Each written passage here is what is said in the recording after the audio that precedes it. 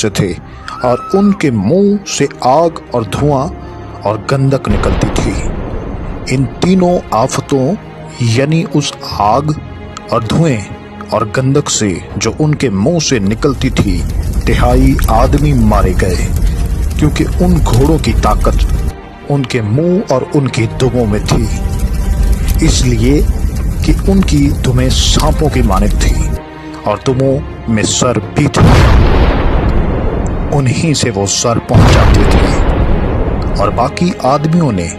जो इन आफतों से ना मरे थे, अपने हाथों के कामों से तौबा ना की कि शयातीन की और सोने और चांदी और पीतल और पत्थर और लकड़ी की मूर्तों की प्रस्तिश करने से बाज आते, जो न देख सकती हैं, न सुन सकती हैं, न चल सकती हैं,